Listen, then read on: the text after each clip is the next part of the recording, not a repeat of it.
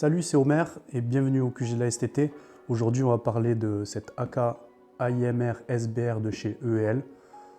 Alors, c'est une réplique que j'ai déjà depuis un petit moment, donc j'ai un peu modifié l'externe. Je l'ai remis en configuration telle qu'elle est sortie de boîte. Donc, on va découvrir ça ensemble. Bon, déjà, au niveau de la boîte, elle est plutôt assez classe.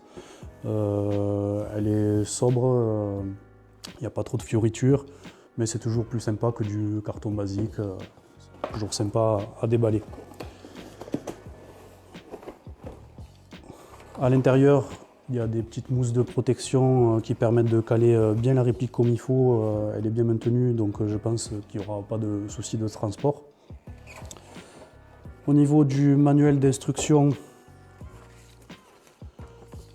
donc voilà une petite présentation des différentes répliques qui font EEL.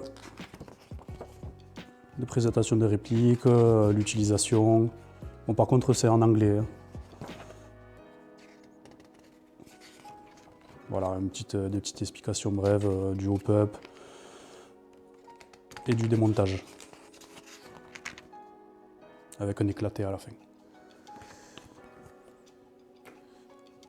Je vous mettrai un lien en bas de la vidéo. Ils ont eu la bonne idée de faire un PDF avec toutes les différentes étapes pour faire le désassemblage de cette réplique. Je trouve ça assez sympa, il est plutôt clair. Ensuite, on va retrouver la petite fiche de contrôle qualité.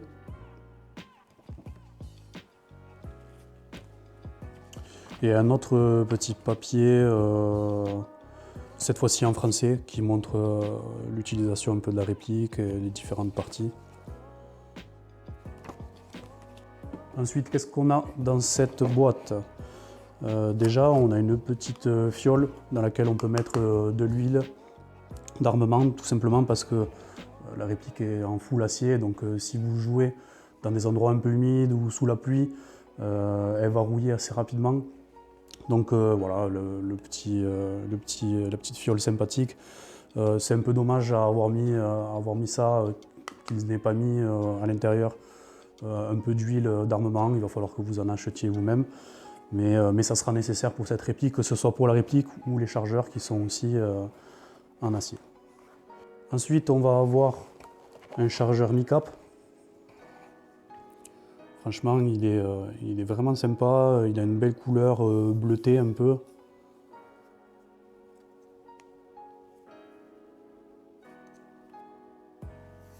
Vraiment un beau chargeur. Ils nous ont mis aussi un petit fusible de rechange au cas où celui sur la réplique aurait pété. Je ne me rappelle plus par contre s'il y avait les petites billes, vous savez qu'on n'utilise jamais, le petit sac de petites billes. Ni la tige de débourrage, honnêtement désolé, je ne me rappelle plus s'il y en avait une à l'intérieur. Et enfin, la réplique. Mon Dieu, ce qu'elle est moche cette réplique. Ben, c'est ce que pourraient se dire pas mal de personnes. C'est vrai qu'elle a un look un peu atypique, hein, on aime ou on n'aime pas. Moi personnellement j'étais un peu sceptique la première fois que j'ai vu des armes de ce style. Maintenant plus ça va et plus je la trouve sympa, je la trouve jolie. L'ergonomie est pas mal. Donc voilà, c'est les goûts et les couleurs. C'est chacun qui se le sent comme il veut. En ce qui concerne le côté RS, cette arme a été produite en Roumanie sous la dénomination PM-MD80. Donc c'est un des successeurs du PM-MD63. Il y a eu plusieurs déclinaisons. Donc celle-là était plutôt destinée à tout ce qui est infanterie aéroportée, mécanisée ou pour la cavalerie, du fait de son canon court, la crosse rétractable. Elle est appelée aussi AK-IMR SBR, SBR pour Short Barreled Rifle.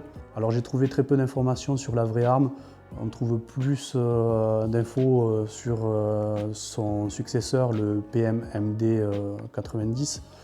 De ce que j'ai pu trouver, elle a été produite en deux versions au niveau du cache-flamme, donc un cache-flamme cylindrique comme celui-ci. Et après, il y a eu aussi une version avec un cache-flamme plutôt conique. La petite différence qu'il y a entre la vraie arme, bon, la grosse différence entre la vraie arme et la réplique, c'est que là, la crosse se rétracte par la droite, alors que sur la vraie, la crosse se rétractait vers la gauche. Je pense que c'est par souci économique que EL ont fait ce choix, vu qu'ils font un peu toutes les déclinaisons des armes roumaines, et que par la suite, le PMMD 90, la crosse se rétractait par la droite. Donc bon, c'est pas très grave. Enfin si, pour nous l'airsoft c'est un peu embêtant parce que clairement avoir une crosse c'est pas le plus primordial, on n'a pas de recul en airsoft. Et donc du coup on aimerait pouvoir l'utiliser parfois avec la crosse rabattue. Et en l'occurrence ça devient difficile parce que ça va bloquer le sélecteur. Alors le sélecteur en auto sera bien mis. Par contre si on veut descendre, ça va bloquer et on ne pourra pas mettre de semis. Donc voilà, c'est un petit peu dommage, mais bon, c'est comme ça. Ça a été la première AK roumaine à avoir une crosse rétractable sur le côté, avant elle se rabattait vers le bas. Et ensuite, au niveau des chargeurs, elle était plutôt utilisée avec des chargeurs 20 coups, donc des chargeurs courts d'AK, qui font à peu près voilà, la moitié de la taille de celui-ci. Donc voilà, c'est toutes les infos que j'ai pu à peu près trouver à propos de l'arme, la vraie. Donc revenons-en à notre réplique. Cette réplique fait 3,8 kg avec le chargeur. Par contre, le poids est plutôt vers l'avant, donc les avant-bras tirent un petit peu en fin de journée. C'est du lourd, hein, c'est du full acier, c'est pas la peine que je fasse le test allemand. Vraiment toutes les parties sont en acier, c'est vraiment du robuste. À savoir que EL donc, est une compagnie sino-japonaise. Donc le E de EL c'est pour EMEI. C'est une entreprise qui fait les corps de vrais AK en Chine. Donc la réplique a aussi ces corps-là qui ont été faits dans cette usine. Donc c'est du costaud. Et ensuite le L de EL, c'est pour Land Arms qui fait tout l'interne de la réplique. Par contre le corps de la réplique n'a pas été peint. Donc si vous cherchez à faire un peu la peinture patinée ou du vieillissement, c'est peut-être pas la réplique la plus idéale pour ça. Maintenant, il y a une couleur plutôt jolie, un peu bleutée comme les chargeurs. Le bois aussi, moi personnellement j'adore la couleur, elle est vraiment sympa. Bon, la poignée est pas terrible, elle fait assez toc, vous verrez plus tard. Je l'ai changé par le passé.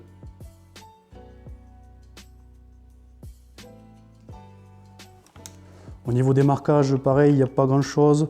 Il y a les petits marquages du sélecteur qu'on voit là.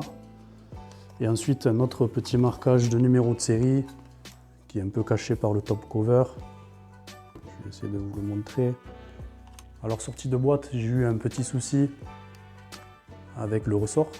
Je ne sais pas si, alors j'ai acheté chez Airsoft Entrepôt, je ne sais pas si c'est eux qui l'ont changé le ressort ou si c'était d'usine comme ça. Mais en fait apparemment il était mal calé et puis le ressort était vraiment de mauvaise qualité. Quand je tirais ça faisait un petit bruit vraiment bizarre, c'était pas terrible et heureusement que je l'ai changé parce qu'au final à l'intérieur le ressort attaquait un petit peu le corps de la gearbox et il y avait de la limaille qui s'est commencé à se faire.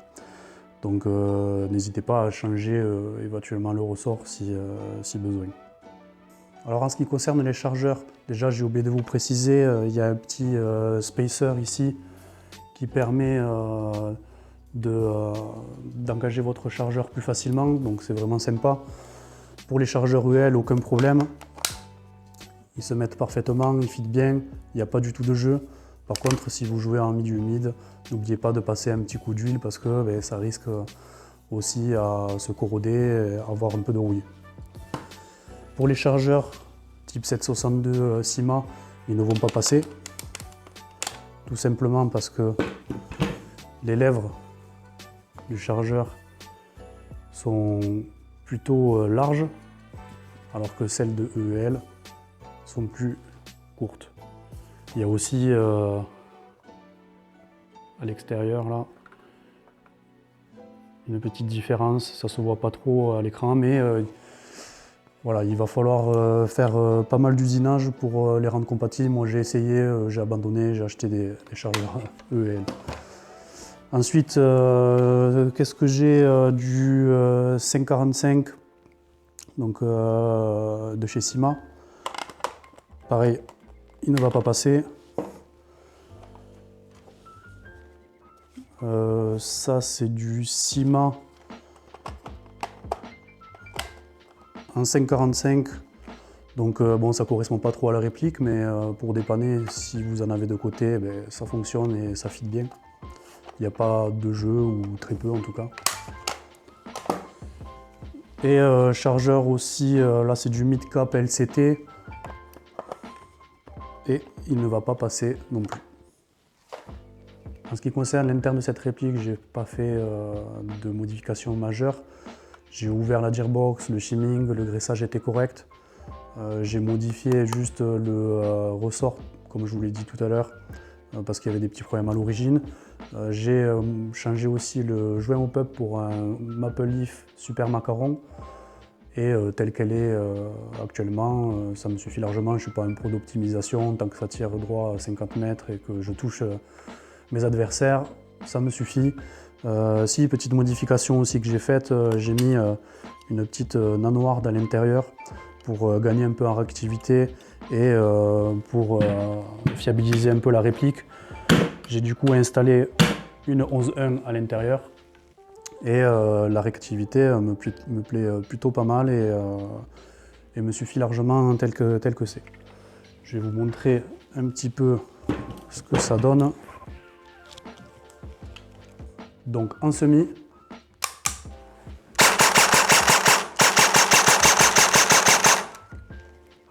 en full. Donc voilà, des perfos plutôt pas mal. Je vous laisse avec le petit test chronie, le test de tir et on se retrouve juste après.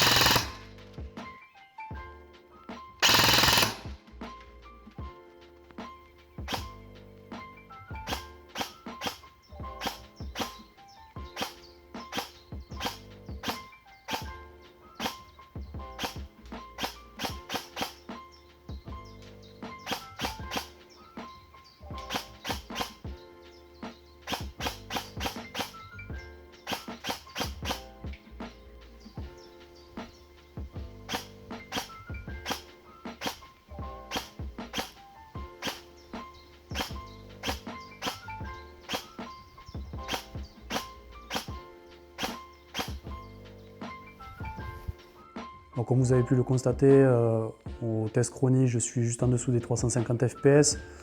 L'étanchéité est pas trop mal, il y a peu d'écart.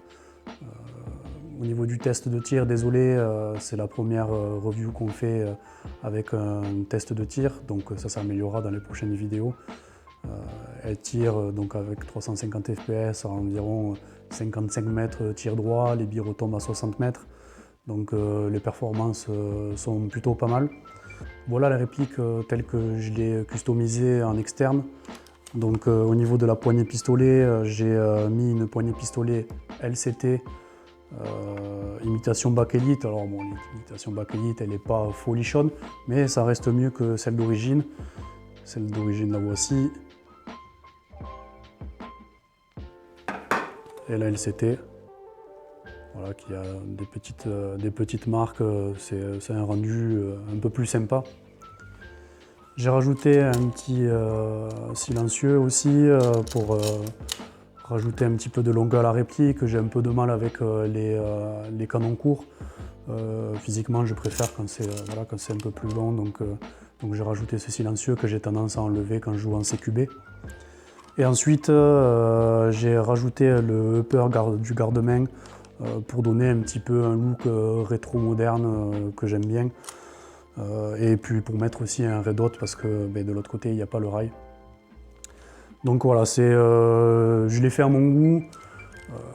Chacun le voit aussi comme il le veut. Voilà, elle me plaît comme ça. Donc je vais la laisser comme ça pendant un petit moment. Si vous êtes intéressé par les accords roumaines et que vous voulez en savoir un peu plus, je vous invite à cliquer sur le lien que j'ai mis en bas de la vidéo. Elle vous amènera sur la playlist de Michako. C'est un gars qui est passionné d'armes à feu et c'est une encyclopédie vivante. Il a fait une playlist toute particulière sur les armes roumaines. Donc je vous invite à y aller. Bon, par contre, il parle exclusivement en anglais, donc ça sera pour les gens qui n'ont pas de soucis à ce niveau-là. On arrive au terme de cette review. Merci de m'avoir regardé. Laissez des commentaires si vous avez des questions, si quelqu'un a déjà cette AK et a des remarques à faire. Si j'ai dit des bêtises sur certaines choses, n'hésitez pas à me reprendre aussi. Et on vous dit à très bientôt pour une prochaine review au QG de la STT. Ciao!